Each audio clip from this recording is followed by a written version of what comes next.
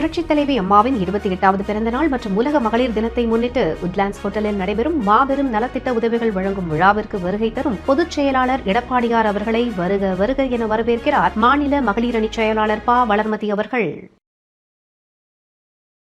OPS வந்து மீண்டும் திமுக ஆட்சி வரும்னு சொல்லிட்டு பேசியிருக்காரு மேடம். பச்சோந்திக்கு மறுபேரு ஓபிஎஸ், வெட்கமின்மைக்கு வந்து ஒரு மறுமுகம் இருக்குன்னா அது ஓபிஎஸ். சாதாரண அடிமட்ட தொண்டருக்கு இருக்கிற விசுவாசம் கூட வந்து ஓபிஎஸ்ல அதிமுக ஒருங்கிணைக்குன்னு சொல்லிட்டு ஓபிஎஸ் சொன்னாரு, தாவேக்கால இருக்கிற செங்கோட்டையன் சொன்னாரு. தாவேக்காக்கு பிடிச்ச சனி தான் செங்கோட்டையன். செங்கோட்டையன் வந்து எங்க போனாலும் அது வந்து விளங்காது. நீங்க வந்து முட்டி போட்டீங்க, விளக்கு பிடிச்சிங்களா, நீங்க பல்லியா பாமான் எவ்வளவோ ஆபாசமா உதயநிதி பேசுன்னு நம்ம பார்த்திருக்கோம். நம்ம கேட்கல உங்க தாத்தா எத்தனை குட்டி போட்டாரு, எல்லா வாரிசுகள் வந்து சட்ட ரீதியா வந்த வாரிசுகளா? கூட்டணி பேச்சுவார்த்தைகள்லாம் சபரீசன் தலையீடு இருக்குதே. இதுதான் ஸ்டாலினுக்கு வந்து கெட்ட நேரம். இதுக்கு தான் ஸ்டாலினுக்கு வந்து இறங்கு முகம் தான். பிகாஸ் அவர் வந்து அவர் குடும்பத்தை கட்டுப்படுத்த முடியல, கட்சியில அவர் வந்து கட்டுப்படுத்த முடியல. தேமுதிக வந்து திமுக கூட்டணியில் போய் இணைஞ்சிருக்காங்க மேடம். அரசியல் களத்தில் மட்டும் தேமுதிக இனிமே வந்து காணாம போயிடும். நாளை நமது நேயர்களுக்கு வணக்கம். நம்முடன் சிறப்பு விருந்தினராக அதிமுக செய்தி தொடர்பாளர் அப்சரா ரெட்டி அவர்கள் இணைந்திருக்கிறார். வணக்கம் மேடம். வணக்கம். ஓபிஎஸ் வந்து மீண்டும் திமுக ஆட்சி வரும்னு சொல்லிட்டு பேசியிருக்காரு மேடம். இதை எப்படி மேடம் பார்க்குறீங்க? 3 முறை முதலமைச்சராக அதிமுகவில் உயர்த்தப்பட்டவர் ஓபிஎஸ் அவர்கள். ஓபிஎஸ் அவர்கள் வந்து எந்த மாதிரி நடவடிக்கைகள் வந்து கட்சியில் வந்து இருக்கும்போது எந்த மாதிரி செயலில் ஈடுபட்டார்னு எல்லாருமே பார்த்தாங்க. அம்மாவோட அலுவலகத்தை, புரட்சி தலைவர் எம்ஜிஆர் அவரோட அலுவலகத்தை வந்து காலால் எட்டி ஒத்திட்டு குண்டர்களால் உள்ளே போய் திருடின நபர் தான் ஓபிஎஸ் அவர்கள். அவர் வந்து பச்சோந்திக்கு மறுபேரு ஓபிஎஸ், வெட்கமின்மைக்கு வந்து ஒரு மறுமுகம் இருக்குன்னா அது ஓபிஎஸ். ஓபிஎஸ்க்கு வந்து விசுவாசம் என்பதோ இல்லை அதிமுக ஒரு ஒரு உறுப்பினருக்கு கூட வந்து ஒரு அதிமுக தொண்டர், சாதாரண அடிமட்ட தொண்டருக்கு இருக்கிற விசுவாசம் கூட வந்து ஓபிஎஸ்கில் 3 முறை முதலமைச்சராக உட்கார்ந்துருக்காரு. வெக்கம் கேட்ட நபர் பச்சோந்தி. அவர் பார்த்தா வந்து 0 PS தான் அவருக்கு பேர் வைக்கணும், 0 PS தான் அவரோட பேர். யாராவது போய் ஸ்டாலின் அவர்களை பார்த்து இல்லை உதயநிதி அவர்களை பார்த்து அவங்க தான் வெற்றி பெறுவாங்க சொல்லுவாங்களா? அதிமுக என்றது வந்து தீயசக்தின்ற கருதுற கட்சி திமுக. ஸ்டாலின் அவர்கள் வீட்டில் ஒரு நிகழ்ச்சியோ இல்லைன்னா திமுக நிகழ்ச்சிக்கு வந்து தொண்டர்களே போனாலும் அம்மா அவ்வளோ கோவப்படுவாங்க. இவர் போயிட்டு ஸ்டாலினோட உட்காந்து கிரிக்கெட் மேட்ச் பார்க்குறாரு, பையன் வந்து ஸ்டாலினை போய் பார்த்துட்டு புகழாரு. இப்போ மீண்டும் அவரை போய் பார்த்துட்டு வந்து அவங்க ஆட்சி தான் வரணுன்றாங்க. இது வந்து வெக்கங்கெட்ட நபர்கள். ஓபிஎஸ் அவர்கள், ஓபிஆர் அவர்கள், ஓபி ரவீந்திரநாத் அவர்கள். தமிழக மக்கள் தக்க பாடம் கற்றுக் கொடுப்பார்கள். ஓபிஎஸ் என்ற நபர் வந்து இனிமேல் தமிழகத்தை தலை தூக்க முடியாது. அதிமுக ஒருங்கிணைக்குன்னு சொல்லிட்டு ஓபிஎஸ் சொன்னாரு, தாவேக்கால இருக்கிற செங்கோட்டையன் சொன்னாரு. இது எப்படி மேடம் பார்க்குறீங்க? அதிமுக ஒற்றுமையா இருக்கு. அண்ணன் எடப்பாடியார் தலைமையின் கீழே வந்து வலுவாக இருக்கு. எந்த போருக்கும் தயார் நிலைமையில அண்ணன் எடப்பாடியார் கட்சியும் தொண்டர்களையும் தலைவர்களையும் தயார்படுத்தி வச்சிருக்காரு. நிச்சயமாக 2026 முதலமைச்சராக உட்கார போறது அண்ணன் எடப்பாடியார் அவர்கள். இவங்கெல்லாம் யாரு சொல்றதுக்கு அதிமுக ஒன்றிணைக்கணும்? அதிமுக ஒன்னா தான் இருக்கு. இவங்க தான் அதிமுக இல்ல, தொண்டர்களால பொதுக்குழால வெளியேற்றப்பட்ட நபர்கள் தான் ஓபிஎஸ் அவர்கள், செங்கோட்டையன் அவர்கள். இவங்களுக்கெல்லாம் என்ன அருகதை இருக்கு அதிமுக பத்தி பேசுறதுக்கு? இவங்க எல்லாம் பத்தி பேசுறதே டைம் வேஸ்ட் மேடம். இப்போ செங்கோட்டையன் வந்து இதை தானே மேடம் முன்னாடியே சொல்லிட்டு இருந்தாரு, ஓபிஎஸ் சேர்க்கணும், சசிகலாவை சேர்க்கணும்னு சொன்னாரு மேடம். செங்கோட்டனோட வரலாறு எடுத்து பார்த்தீங்கன்னா எல்லாருக்குமே இவரோட லீலைகள் பத்தி தெரியும். இவரோட வீட்டுக்கார அம்மாவே வந்து அம்மா கிட்ட வந்து ஒரு வேண்டுகோள் வச்சதுனால அம்மா வந்து இவரை ஒதுக்கி வச்சிருந்தாங்க. இது இல்லைன்னு சொல்லுங்க செங்கோட்டன் அவர்களை. அதிமுக வரலாறு தெரிஞ்ச அத்தனை பேருக்கும் செங்கோட்டையன் பத்தி தெரியும்.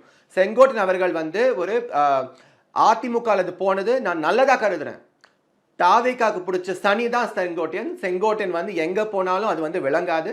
செங்கோட்டையன் வந்து அரசியல் அத்தியாயம் முடிந்து விட்டது. அவருக்கு வந்து அரசியல் நுணுக்கங்கள் தெரியாது, விசுவாசம் என்றது என்னது தெரியாது. அம்மா ஒதுக்கி வச்சிருந்த நபரை வந்து புரட்சி தமிழ் ஐயா எடப்பாடியார் வந்து பாவம் பார்த்து அமைச்சரவையில் சேர்த்தார் அவர் முதலமைச்சர் இருக்கும்போது. அந்த நன்றி விசுவாசம் கூட இல்லாம அங்க போய் வெற்றி தளபதினு கூவுறாரு. செங்கோட்டையனுக்கெல்லாம் வந்து அவர் ஒரு நபரா, ஒரு அரசியல் தலைவர். அவர் பத்தி பேசுறது வந்து டைம் வேஸ்ட். மேடம், அதிமுக பொதுச் செயலாளர் வந்து உதயநிதி ஸ்டாலின் வந்து மோடிக்கு அடிமையா இருக்காரு அப்படின்னு சொல்லி விமர்சனம் பண்ணியிருக்காரு மேடம். இது எப்படி மேடம் பாக்குறீங்க? திரு கருணாநிதி அவர்கள் ஆட்சியில் இருக்கும்போது ஸ்டாலின் அவர்களும் கருணாநிதி அவர்கள் வந்து வாஜ்பாய்க்கு கிட்ட போய் எப்படி வந்து குனிஞ்சு கும்பிடு போட்டாங்க எல்லாருமே பார்த்தாங்க. அதே போல உதயநிதி அவ்வளோ பேசினார் இல்லை, நீட்டு பத்தி எய்ம்ஸ் பத்தி அவ்வளோ பேசினாரு. ஆனா அவங்க ஆட்சிக்கு வந்தது பிறகும் மோடி ஐயா அவர்கள் கிட்ட போய் வந்து குனிஞ்சு கும்பிடு போட்டு நிறைய விஷயங்கள் கோரிக்கைகள் வச்சிருக்காரு.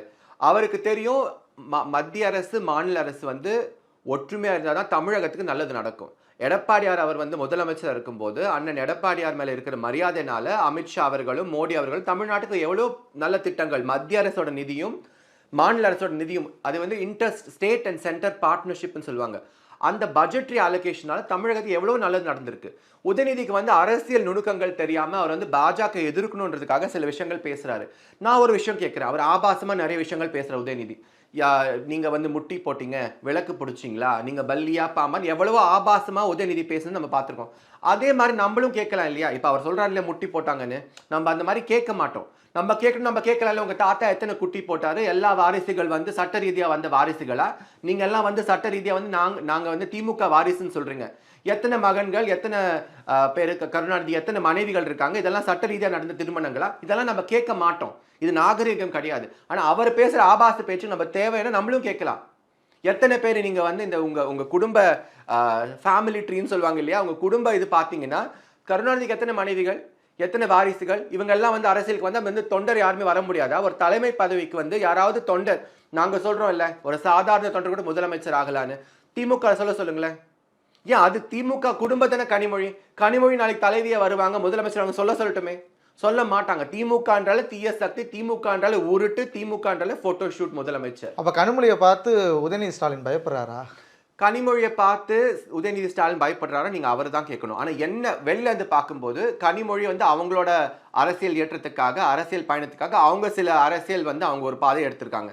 அதே போல உதயநிதி அவர்கள் வந்து ஸ்டாலினுக்கு அப்புறமா அவரோட பதவியை தக்க வச்சுக்கணும்னு அவர் வந்து கட்சி ஒரு சில விதத்துல அமைக்கிறாரு. அவர் வந்து இளைஞர் அணிக்கு வந்து அந்த மாதிரி ஒரு பவர் கொடுத்து அவங்க அந்த கட்சி அப்படி கொண்டு போறாங்க.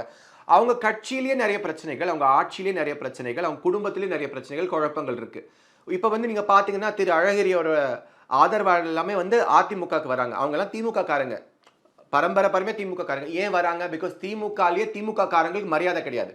கொடி பிடிச்சி கிளை செயலாளர், வார்டு செயலாளர், மாவட்ட கழக செயலர் யாருக்குமே அங்க மரியாதை கிடையாது. நீங்க வந்து அந்த குடும்பத்துல ஒரு உதயநிதியாவோ இன்ப நிதியா இருந்தா மட்டும்தான் அங்க மரியாதை கிடைக்கும். திமுக காரங்களே வெறுத்து போயிருக்காங்க, கூட்டணி கட்சிகளே வெறுத்து போயிருக்காங்க. நிச்சயமாக 2026 ஸ்டாலினை விரட்டி அடிக்கும் திட்டத்தை மக்கள் வந்து போட்டிருக்காங்க. ஏன்னா இப்போ கனிமொழி வந்து தென்மண்டல தேர்தல் பணி பொறுப்பாளராக போட்டிருக்காங்க.